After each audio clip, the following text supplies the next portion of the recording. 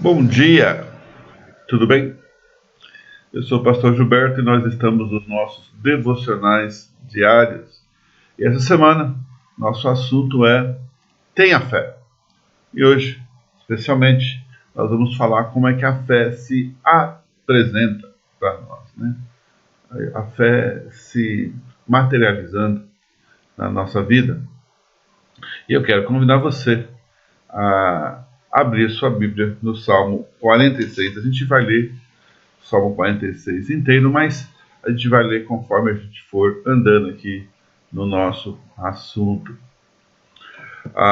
Vamos ler então nos versos de 1 a 3, que diz o seguinte: Deus é o nosso refúgio e fortaleza, socorro bem presente nas tribulações. Portanto, não temeremos, ainda que a terra se transtorne e os montes se abalem no seio dos mares, ainda que as águas tumultuem e espumejem, e na sua fúria os montes se estremeçam. Então, quem é aquele que assina, que garante a fé, a nossa, a sua fé, a minha fé? A fé se apresenta e tem nome. Deus é o autor da nossa fé. E aí as perguntas vão surgindo nas nossas vidas, nas dificuldades, num texto como esse. Quem precisa de refúgio e fortaleza? Resposta simples. Todos quantos estão aflitos, pois falta-lhes o chão, falta apoio, falta esperança, estão inseguros, sentem-se instáveis e vivem assombrados pelo medo opressor, que é uma questão muito ligada a tudo que nós estamos vivendo hoje. Agora, quem não se sentiu ou se sente assim em algum momento da vida? Quem nunca se sentiu assim? As más notícias tiram o chão dos nossos pés. Recentemente, meu irmão foi internado com um infarto, pela misericórdia e graça de Deus. Ele está já nos momentos de ter alta lá do hospital. Mas o que faz numa situação como essa, num momento como esse, quando a gente não sabe e, na verdade, nem tem liberdade para andar, para ver o que fazer, né? Às vezes os nossos portos seguros são arrancados da gente, né? Seja a igreja, seja o trabalho, seja o que for, relacionamento. Os sonhos são inundados pelas tragédias ou doenças. O que parecia intocável, de repente, some, né? Quem não tinha um projeto, um plano para este ano, de repente, sumiu, né? A vida que parecia inabalável cai. Nessas horas, aonde correr? A quem recorrer? O que fazer neste momento, né? Então é o momento de voltar para o lugar de onde nunca devemos sair, a presença de Deus, nosso refúgio, nossa força, sempre pronto a nos socorrer em tempos de aflição. E isso significa, a aflição nesse caso significa estar confinado, é exatamente onde a gente está, né? Amarrado, ficar estreito, sentir-se apertado, aquela sensação de peito apertado, respiração difícil, mesmo parecendo um ataque de pânico, né? O que fazer nessas horas? Voltamos-nos para Deus com fé e esperança, porque Ele é o nosso refúgio, Ele é a fortaleza e Ele está sempre pronto a nos socorrer em tempos de angústia ou aflição. Deus é o nosso refúgio e não temeremos, porque Ele é o nosso refúgio.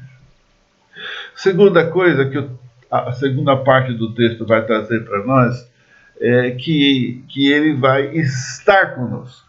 Ele não apenas é aquele que pode, mas é aquele que está presente.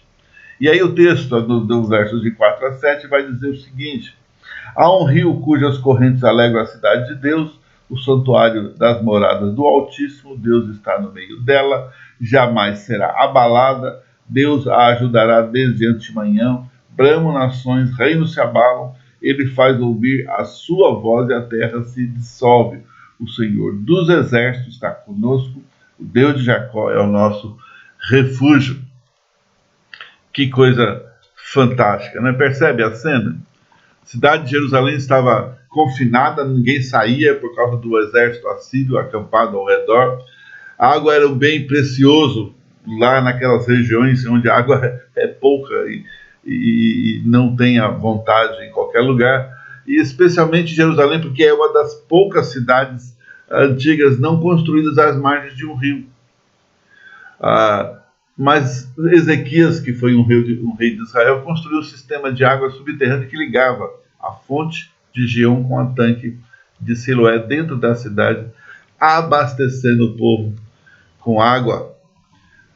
O salmista, porém, sabia que Deus era o rio deles, não era apenas a água do rio, mas Deus era o próprio rio. Deus estava lá, Deus estava cuidando de tudo.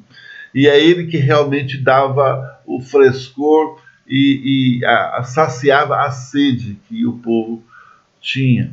Os inimigos lá fora, mas Deus no meio do seu povo, como um rio tranquilo, que não para de correr, como a água que não para de jorrar para refrescar, saciar, alegrar. O Senhor habitava e habita com eles e conosco também.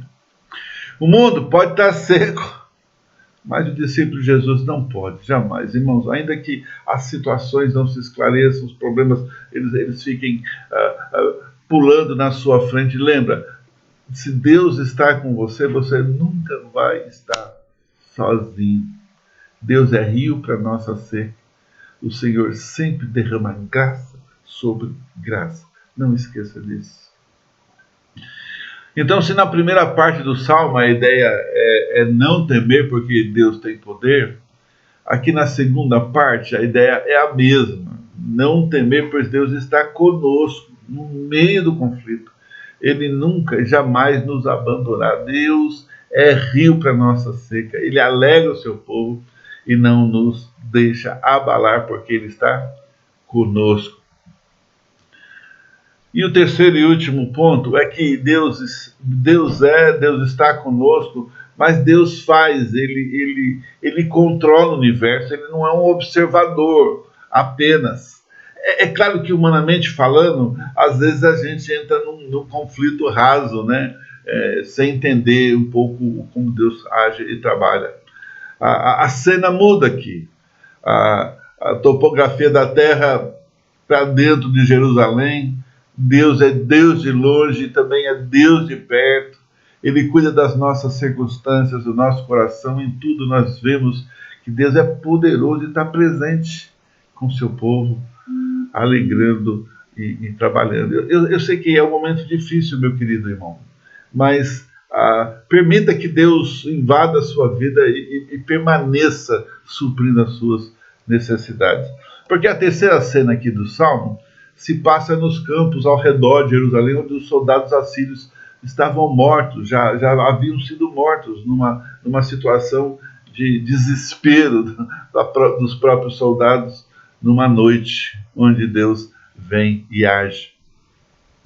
Não houve batalha, mas o anjo do Senhor deixou a evidência para trás, os corpos, as armas e tudo que eles estavam lá fazendo. Deus então peleja pelo seu povo. Ele não mudou. Deus está agindo. No tempo do Senhor, tudo vai se resolver. Então, nos versos de 8 a 11, ele diz o seguinte: Vinde, contemplai as obras do Senhor, que assolações efetuou na terra. Ele põe termo à guerra até aos confins do mundo, quebra o arco e despedaça a lança, queima os carros no fogo. Aquietai-vos e sabei que eu sou Deus. Sou exaltado entre as nações, sou exaltado na terra. O Senhor dos exércitos está conosco. O Deus de Jacó é o nosso refúgio. E aquietar aqui quer dizer tire as mãos. Porque a gente quer ficar quieto, mas fica a mão no problema, né?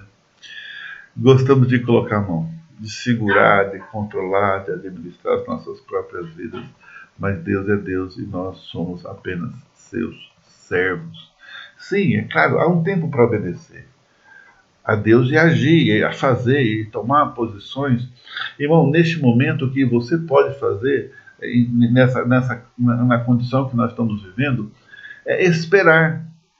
Tenha coragem de esperar até onde você pode. E se você precisa sair, você precisa ir trabalhar, você precisa dar conta da vida ainda, vá e faça com todos os cuidados. Não faça como todo mundo faz, como um incrédulo faz.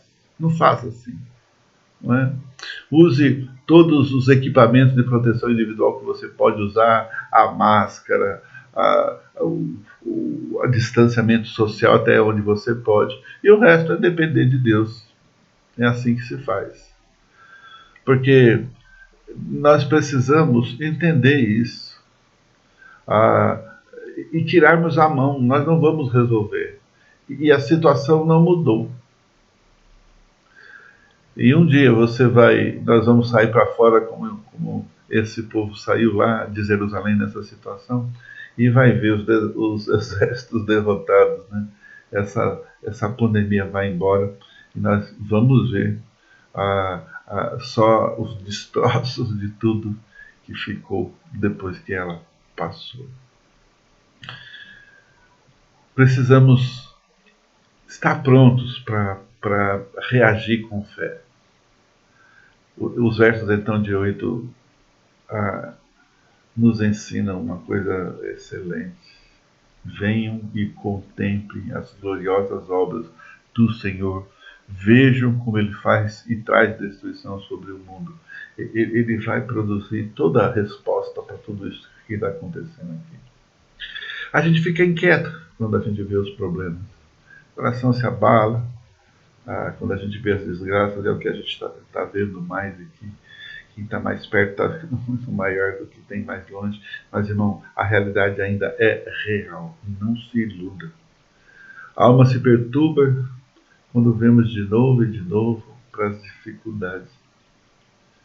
Parecia que ia resolver, mas na verdade não era uma artimanha humana apenas. Mas nós aprendemos que a segurança é quando vemos os atos de Deus. Portanto, ponha nele a sua atenção. Pedro olhou para Jesus, depois para as águas e afundou. Então olhe para Deus, olhe para Cristo, olhe para a sua vida no Senhor. Cuide dela. Ajude a Deus a continuar fazendo a obra dele na sua vida, porque ele não concluiu ainda. Que Deus refrigere a sua vida, que a graça de Deus ainda continue fazendo toda a diferença que fez e que faz e poderá fazer sempre. Continue sendo alguém que tem sabedoria para cada passo, para cada situação, para uma resposta certa no meio dessas contendas todas. Que a graça do Senhor te traga equilíbrio e que você, mais uma vez, seja vitorioso no Senhor, como Ele já determinou que nós somos mais do que vencedores, porque Ele venceu o mundo e nós também podemos vencer. Deus te abençoe. Se anime! O dia mal começou e o Senhor já está falando com você. Deus te abençoe. Em nome de Jesus. Amém e amém.